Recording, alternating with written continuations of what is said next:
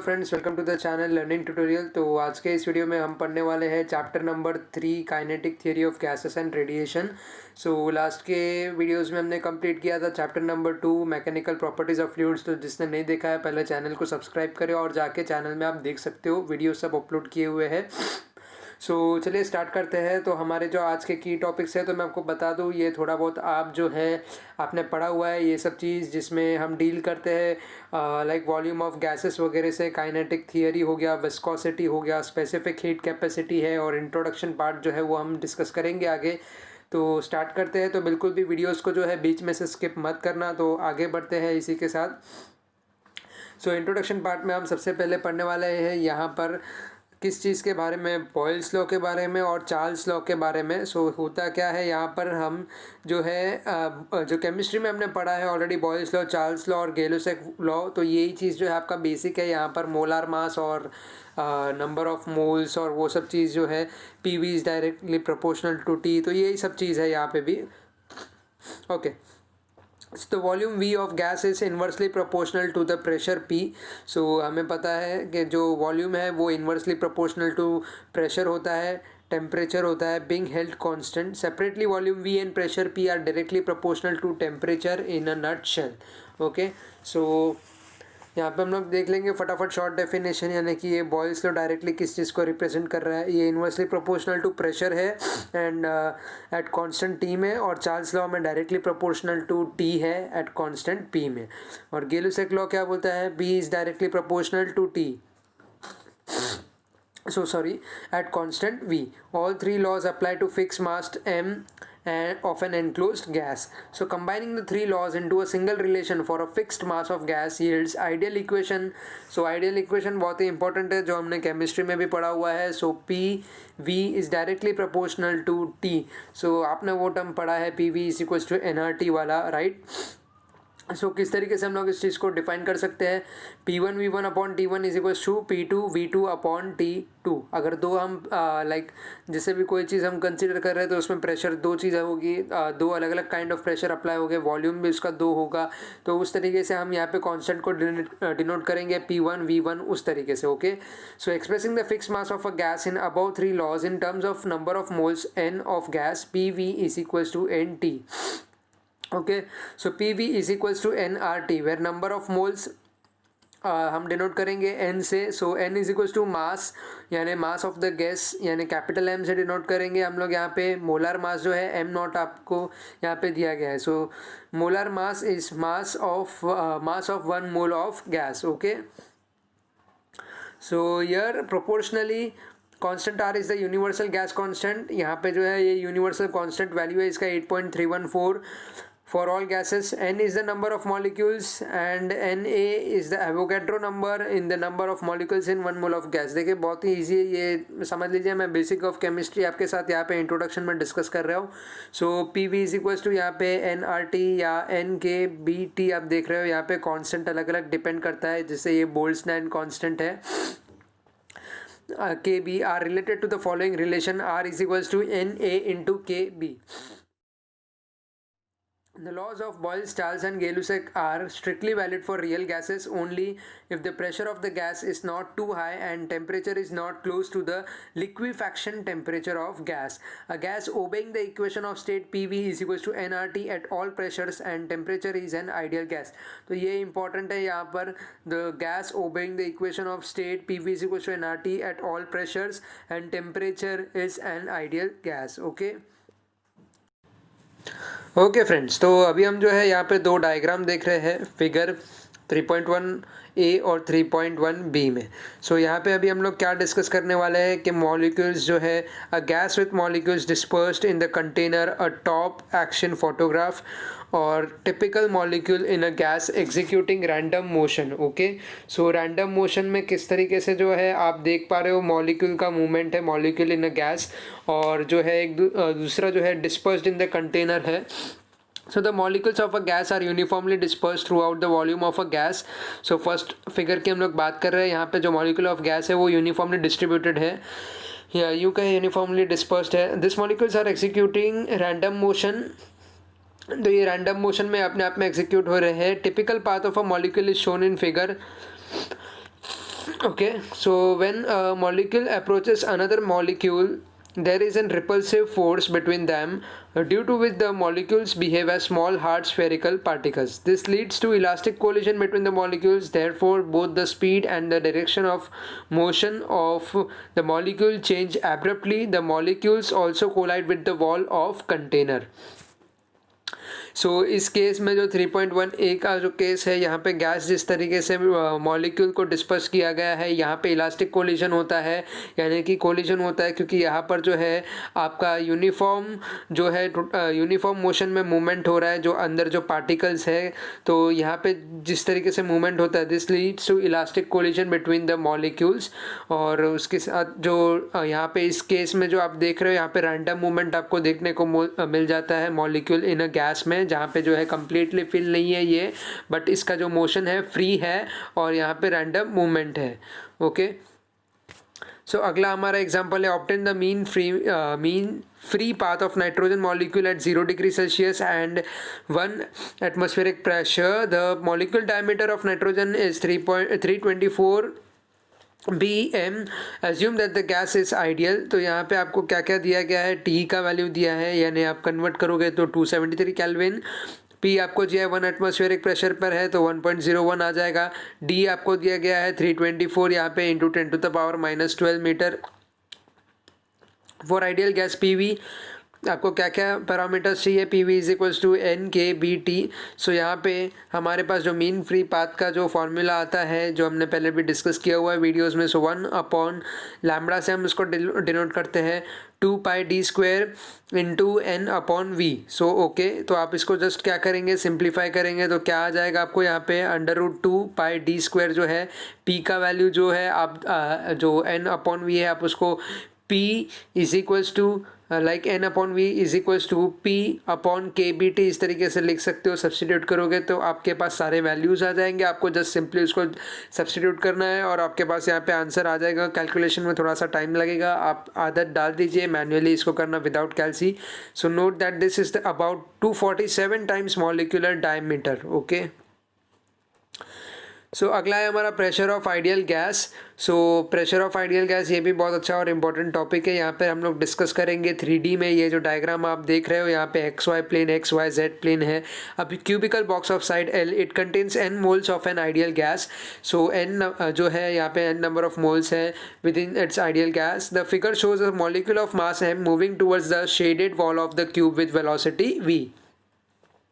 Okay, the gas molecules are continuously moving randomly in various direction, colliding with each other and hitting the walls of the box and bouncing back. जैसे हमने gas में अभी देखा था previous slide में, बिल्कुल वही condition. As a first approximation we neglect intermolecular collisions and consider only elastic collision with the walls. यानी कि आपस में जो टकराव है हम उसको क्या कर रहे हैं, निग्लेक्ट कर रहे हैं। हम किस चीज़ को यहाँ पे नोट कर रहे हैं, collision with the walls. Okay, it is not unphysical to assume this, यानी कि ये फिजिकली पॉसिबल नहीं है, because as explained earlier the mean free path increase as the pressure is reduced. Thus pressure is so adjusted that the molecules do not collide with each other but collide with the walls. A typical molecule is shown in the figure. Okay, so moving with the velocity v about to collide with the shaded wall of cube. The wall is parallel to YZ plane. So यहाँ पे जो wall है आपका parallel to किससे है, YZ plane से है। ये देखिए, ये आपका y प्लेन है, ये z प्लेन है। The wall is parallel to yz plane as the collision is assumed to be elastic. During collision the component vx of the velocity will be reversed keeping vy and vz components unaltered. यानी ये थोड़ा सा complex होगा आपको यहाँ पर समझने के लिए, बट यहाँ पे क्या हो रहा है, आपका जो इनसाइड पार्टिकल है v से डिनोट किया गया है। यहाँ पे इन्होंने क्या बताया, yz प्लेन से जो है ये पैरेलल है, यानी आपका ये जो YZ प्लेन है बिल्कुल जो मॉलिक्यूल है उससे पैरेलल है यहाँ पर। तो यहाँ पे अनअल्टर्ड किस चीज़ में बताया आपको, क्योंकि वो रिवर्स जो हो गए तो उसका रिवर्स क्या होगा, यहाँ पे VY और VZ होगा। सो ये VY उसका होगा और ये VZ पार्ट होगा उसका। So during collision the component Vx of the velocity will get reverse. So ये जो Vx का वेलोसिटी है वो रिवर्स हो जाएगा and keeping VY and VZ component unaltered, यानी वो सेम ही रहेंगे। Interpretation of temperature in kinetic theory. So ये काइनेटिक थियोरी का इक्वेशन है यहाँ पर। सो इक्वेशन 3.1 यहाँ पे जो आप देख रहे हो, जो पहले हमने डिस्कस किया था, can be written as P V is equals to 1/3 NmV²। So उसके बाद हम इसको सब्सटीट्यूट करेंगे NmV² को, तो उसे हम किस तरीके से लिख सकते हैं, हाफ MV²। सो ये आपका टर्म हो जाएगा यहाँ पे इस तरीके से कुछ, यानी कि ये सिंपली मैं कहूँ तो ये जो 2/3 है फ्रैक्शन यहाँ पे n इंटू 1/2 हो गया है। उस वजह इस तरीके से आपको इसको क्या करना है, स्प्लिट करना है। ओके, सो यहाँ पे 2 से मल्टीप्लाई करेंगे, 2 से डिवाइड करेंगे तो हाफ MV² आपको मिल जाएगा। The quantity 1/2 MV² is the average translational kinetic energy of a molecule in an ideal gas. The molecules are non-interacting and hence there is no potential energy term. So आप इस चीज़ को किस तरीके से लिख सकते हैं, the average total energy E is therefore can be written in E is equals to N/2 MV²। तो सिंपली आपको क्या लिखना है, N/2 MV²। जो आपका 2 है यहाँ पर ये कैंसिल हो जाता है, तो ये टर्म आपका बचता है। सो उसके बाद आपका जो एवरेज निकाला जाता है वो किस तरीके से आप निकालते हो, N/2 MV²। उसके बाद हमारा एक और एग्जांपल है, at 300 kelvin what is the RMS speed of helium atom, mass of helium atom is 4 unit, 1 unit is equals to, आपको ये दिया गया है, कांस्टेंट दिया गया है। तो सिंपली काइनेटिक एनर्जी आपको व्हाट इज़ द RMS पूछा है यहाँ पर स्पीड ऑफ हीलियम एटम का, तो किस तरीके से आप निकालोगे सॉरी। सो हीलियम एटम का जो वेलोसिटी है, so given term half MV² है इस इक्वल्स टू 3/2 kBT, आपका जो बोल्ट्जमैन कांस्टेंट है। सो V² को आपको क्या करना है, सिंपली यहाँ पे सब्स्टिट्यूट करना है, काइनेटिक एनर्जी का जो फॉर्मूला है यहाँ पे। सो उसके बाद आपके पास जो है बोल्ट्जमैन का कांस्टेंट का जो वैल्यू दिया गया है 3 से मल्टीप्लाई करेंगे, T का वैल्यू आपको दिया गया है 300 केल्विन, और उसके बाद आपका जो है मास यानी 4 इंटू आप जो है इलेक्ट्रॉन या हीलियम का जो हम बोलते हैं 1.66 इंटू 10⁻⁻27। सो वो सब्स्टिट्यूट करेंगे तो आपको जो है यहाँ पे वैल्यू आ जाएगा VRMS इक्वल्स टू √V², और आपको ये कैलकुलेट करना है, सिंपली आपको 1368 मीटर पर सेकेंड आएगा इसका answer. Law of equipartition of energy, ये बहुत अच्छा है कॉन्सेप्ट आपको समझने के लिए। So we have seen that the kinetic energy of a single molecule is, देखो सिंगल मॉलिक्यूल का जो काइनेटिक एनर्जी होता है वो किस तरीके से हम लोग कैलकुलेट करते हैं, एक्स वाई और जेड प्लेन में कैलकुलेट करते हैं, राइट है, जैसे प्रीवियस डायग्राम में हमने देखा था। तो सिंपली इनका हमें क्या करना है, नेट निकालना है। तो नेट कैसे निकालेंगे, half MV² plus half MV² plus half MV² for a gas at any temperature T the average kinetic energy per molecule denoted as, इन तीनों का सम करना है हमें। But we know that the mean energy per molecule is 3/2 kBT since there is no preferred direction, यानी कि इस case में कोई भी प्रिफर्ड डायरेक्शन नहीं है एक्स वाई और जेड। सो आप क्या करेंगे, इन तीनों को इक्वल प्रूफ करेंगे, यानी half MV² equals to half MV² equals to half MV² equals to half kBT। Thus, the mean energy associated with every component of translational kinetic energy, which is quadratic in the velocity component in x, y, and z direction, is half kBT, and therefore the total translational energy contribution of the molecule is 3/2 kBT। यानी आप कभी भी numerical के basis में इनको equate कर सकते हो, 3/2 kBT is equals to half MV²। Okay, तो इसके साथ हम लोग अभी आगे बढ़ेंगे। सो यहाँ पे जो टोटल एनर्जी है ई ट्रांसलेशनल प्लस ई रोटेशनल हम कैलकुलेट करते हैं, तो उसके साथ हमें नया कुछ देखने को मिलता है यहाँ पे। So half MV² plus half MV² plus half MV²। तो आप इसको कैसे लिखते हो, इन दोनों को जब आप ऐड करते हो, जैसे आपका ये ई ट्रांसलेशनल हो गया, ट्रांसलेशनल आपका डिपेंड करता है एक्स वाई और जेड प्लेन पर। सेम रोटेशनल के लिए क्या यूज़ करते हैं हम लोग, हाफ I⍵², आपको याद होगा। सो ये एनर्जी हम लोग यूज़ करते हैं, ओमेगा इज इक्वल्स टू आपका क्या होता है, ओमेगा का वैल्यू MV होता है, राइट। सो ये सो फ्रेंड्स, आप यहाँ पर देख सकते हो अभी हमारा नेक्स्ट टॉपिक है स्पेसिफिक हीट कैपेसिटी। सो देखते हैं हम लोग क्या है, तो हमें क्या कैलकुलेट करना होता है, डेल ई कैसे हम लोग निकालेंगे इसमें। So the specific heat capacity of a substance is the amount of energy required to raise the temperature of 1 kg to the substance by 1 degree Celsius. So specific heat capacity क्या होता है, मतलब किसी भी सब्सटेंस का हमें क्या करना होता है, जो अमाउंट ऑफ एनर्जी उसकी रिक्वायर्ड होती है 1 kg को जो आप राइज करते हो 1 डिग्री सेंटीग्रेड तक, तो उसको हम क्या कहते हैं, स्पेसिफिक हीट कैपेसिटी कहते हैं। तो यहाँ पे हम टर्म्स देख लेते हैं। तो एम यहाँ पे मास ऑफ केजी है, सी आपका स्पेसिफिक हीट कैपेसिटी है, तो हमें सी निकालना है।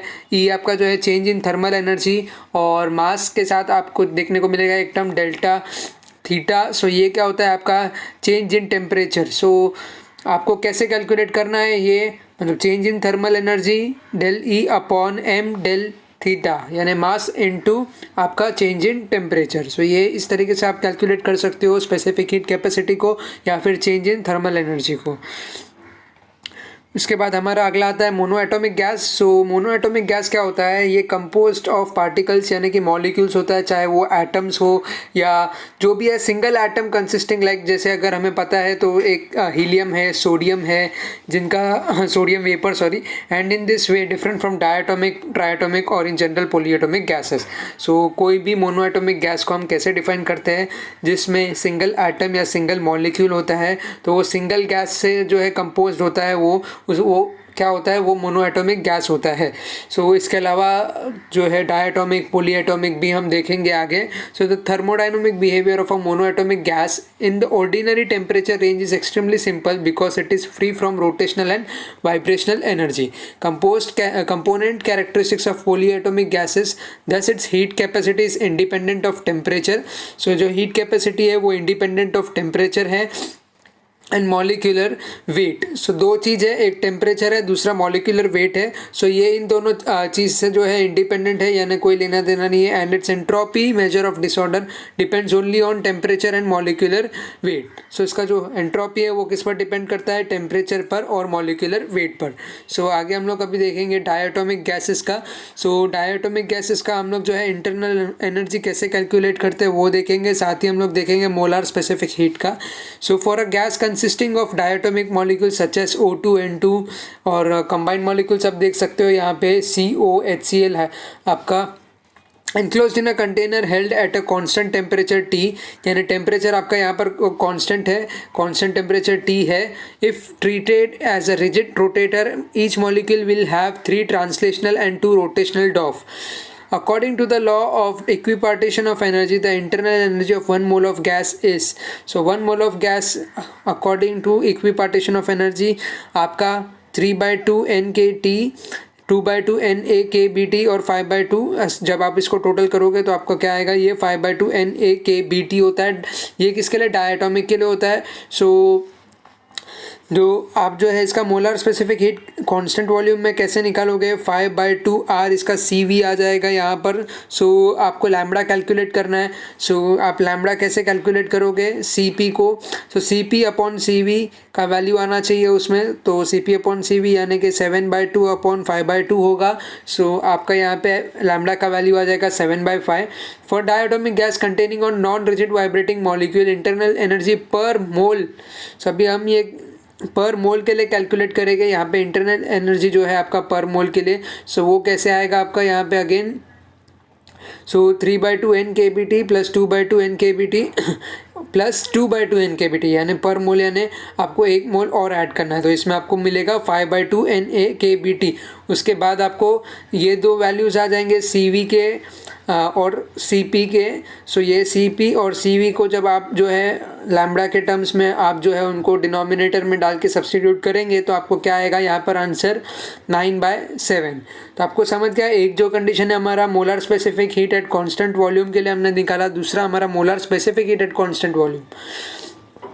तो इन दोनों केसेस में हमने देखा यहाँ पे जो है टोटल आपका एनर्जी इंटरनल क्या होता है, 5/2 NaKBT होता है। तो उसका एक जो वैल्यू आपका आता है वो 7/5 होता है, और यहाँ पे जो दूसरा वैल्यू है हमारा, मतलब नॉन रिजिड वाइब्रेटिंग वैल्यू के लिए, सो वाइब्रेटिंग मॉलिक्यूल, उसका क्या आएगा, 9/7 आएगा। ओके, सो अगला है हमारा पॉलीएटॉमिक गैसेस। पॉलीएटॉमिक यानी कि आपका जो है ये यहाँ पर नंबर कुछ भी हो सकता है, 3, 4, 5, 6 ऐसा। तो gases which have molecule containing more than 2 atoms are termed as polyatomic gases। Ammonia gas जैसे NH3 होता है, यहाँ पर कैसा होगा आपका, each molecule of a polyatomic gas has 3 translational DOF। only linear molecules have 2 DOF for rotation। all other polyatomic molecules can perform rotations about 3 mutually perpendicular axes, क्योंकि आपको मैंने बताया है डायग्राम में पहले x एक्सिस y और z axis पे, through their center of mass, hence they have 3 DOF for rotation also।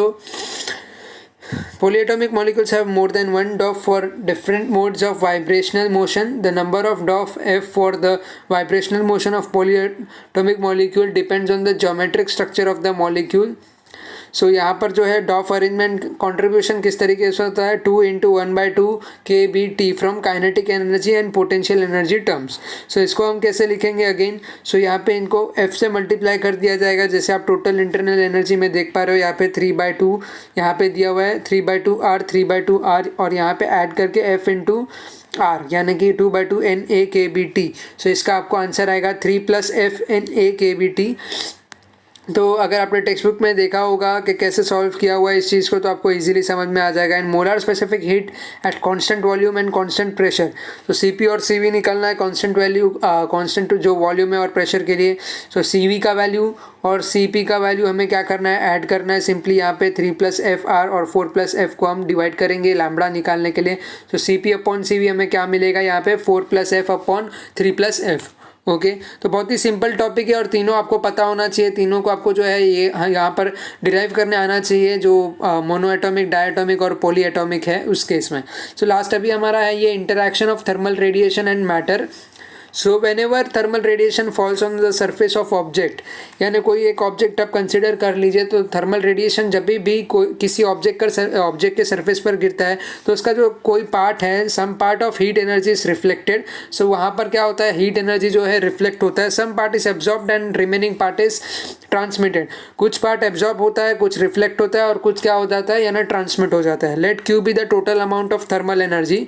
सो यहाँ पे सरफेस ऑफ ऑब्जेक्ट लिया गया है QA, QR और QT, यानी आपका रिस्पेक्टेड एब्जॉर्प्शन, रिफ्लेक्शन और ट्रांसमिशन के एनर्जी की बात कर रहे हैं यहाँ पर। So heat absorb, reflected and transmitted.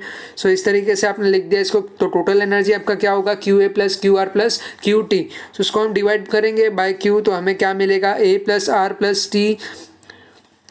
आपका जो यहाँ पर आप देख रहे हो, ये एक एब्जॉर्प्शन का टर्म है, दूसरा रिफ्लेक्शन का टर्म है और तीसरा जो है ट्रांसमिशन का है। तो ये टोटल = 1 होगा। सो आप ईच एंड एवरी कोएफिशिएंट के लिए कैलकुलेट कर सकते हो A, R और T का।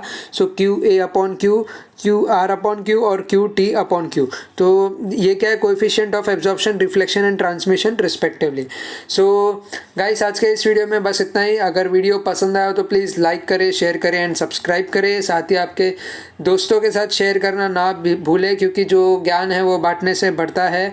और देखो, अगर आपको कुछ भी नहीं समझ में आया हो या कुछ ऐसा लगा हो कि कोई टॉपिक मैंने फास्ट लिया है, तो आप मुझे कमेंट सेक्शन में बता सकते हो, या आपको ऐसा कुछ लगता है कुछ चीज़ कवर और करनी चाहिए, तो मैं टॉपिक वाइज उसके लिए अलग से वीडियो ज़रूर बनाऊंगा। तो यहाँ पर फ़िलहाल आपके सपोर्ट की ज़रूरत है, आपके सपोर्ट के बिना कुछ नहीं होगा। सो प्लीज़ याद से सब्सक्राइब कर देना, लाइक कर देना। तो चलिए, thank you and bye bye, मिलता हूँ नेक्स्ट वीडियो में।